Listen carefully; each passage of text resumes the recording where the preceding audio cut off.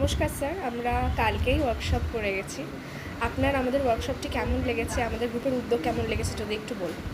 আমাদের বিদ্যালয়ে জাহ্নবী সাংস্কৃতিক চক্র গতকাল সমজিৎবাবুর উদ্যোগে যে ওয়ার্কশপটি হয়েছে সেখানে আমাদের 9 থেকে 12-এর ছাত্ররা অংশগ্রহণ করেছিল এবং তার সঙ্গে আমাদের বিদ্যালয়ের বেশ কিছু মাস্টারমশাই এবং ম্যাডাম সঙ্গে ছিলেন এবং তাদের এই থিয়েট্রিক্যাল থেরাপি অর্থাৎ এই নাটকের মাধ্যমে বিভিন্ন মানসিক এবং এই বিভিন্ন পারিবারিক যে সমস্ত সমস্যা সেগুলো সমাধানের যে পথ সেই সম্বন্ধে বিভিন্ন যে অ্যাক্টিভিটিসগুলো ওনারা করেছেন সেগুলো আশা করি আমাদের ছাত্রদের ভালো লেগেছে।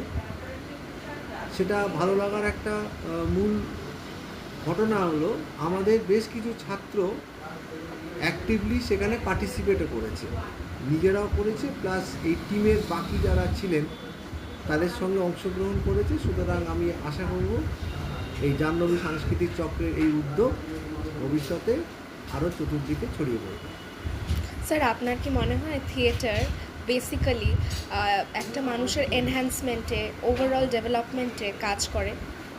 সে তো করেই, তার মানসিক এবং তার সামাজিক যে ধরনের দায় দায়িত্ব এবং কর্তব্য সেগুলো যদি সঠিকভাবে বিভিন্ন এই থিয়েটারের মাধ্যমে ফুটিয়ে তোলা যায় এবং এই থিয়েটার যদি সামাজিক বিভিন্ন সমস্যাগুলোকে যদি আরও বেশি করে স্বাধীনভাবে, এক পেশে নয়, স্বাধীনভাবে যদি সেগুলোকে সমাজের মধ্যে আরও বেশি বেশি করে প্রচার করতে পারে তাতে আমার মনে হয় যে জনসাধারণের যে সচেতনতা সেটা অনেক বৃদ্ধি পাবে। আপনি যদি আপনার থেকে কিছু ফিডব্যাক দেন, আমরা কি করে আরও এনহ্যান্স হতে পারি? আমার আলাদাভাবে সেরকম করে কোনো ফিডব্যাক দেওয়ার জায়গা নেই, তার কারণ এটা আলাদা সংস্থা এবং আমাদের বিদ্যালয়ে তারাই প্রথমবারে এই ধরনের একটা পার্টিসিপেশন করলো।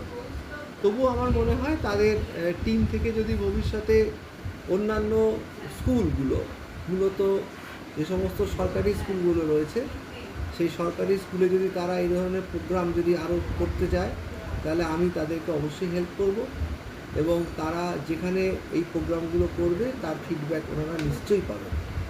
ধন্যবাদ স্যার।